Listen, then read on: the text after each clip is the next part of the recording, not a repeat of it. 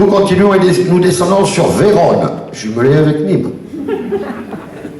Vérone, c'est facile, c'est l'Italie. L'Italie, il y a une fille formidable qui s'appelle Eva Florencia. Son vrai nom, si je ne me trompe pas dans mes fiches, Eva Bianchini, dit Eva Florencia, de Florence. Noviera, qui a 14 ans, il y avait un article magnifique de Jacques Durand là-dessus, qui a 14 ans achète un dictionnaire italien-espagnol et écoute la radio espagnole tous les soirs.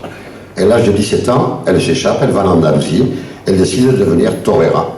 Et le rapport, c'est que, bien entendu, bon, elle a toré un petit peu, elle vit toujours à Higuera de la Sierra, elle fait des peintures. Je l'ai vu torer à Gedmo, en Oviedo.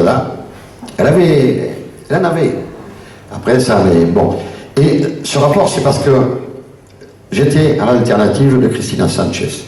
Et qu'il fallait, au moins dans un indice, accorder une vraie place à ces femmes toreras et le rapport était fait donc entre Eva Florencia, même si elle n'était pas de Vérone, et Cristina Sanchez qui a pris, sauf erreur, je l'avais noté, le 23 mai 1996, avec le pharaon Romero et Manzanares, appelé l'alternative ici à Nîmes.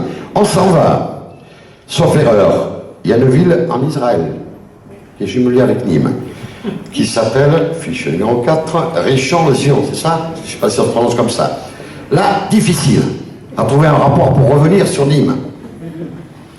Et puis, je me suis souvenu de types que j'ai connus qui maintenant dirigent une société de taxi à Madrid, qui s'appelle Saïd Kazak Mansour El Palestino, le Palestinien, né à Haïfa.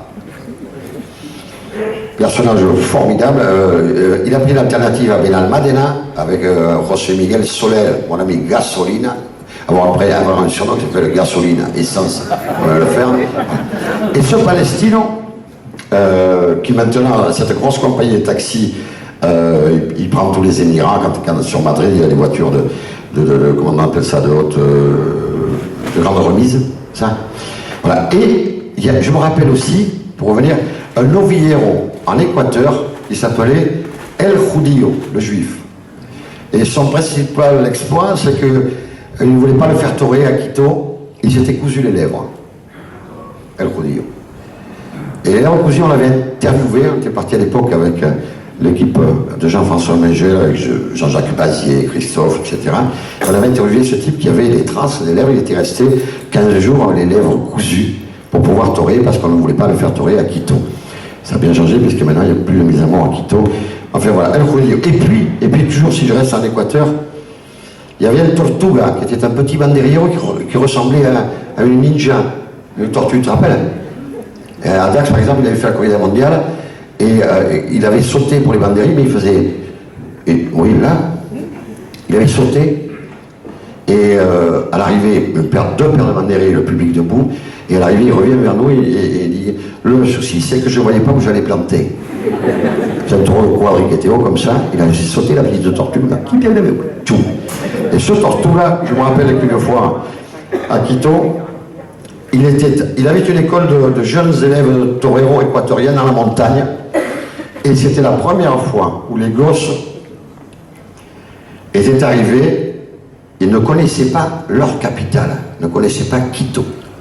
Il était venu, il avait amené 3 gosses, les plus méritants, Tortuga, et il y avait Victor Mendes, César Rincon, Antonio Ferreira, et chacun des 3 avait remis une de leurs molettes à ces 3 gosses qui ne connaissaient même pas leur capitale, mais qui savaient dire, alors on dit, et un jour si tu dois aller en Europe, Nimes, Nimes.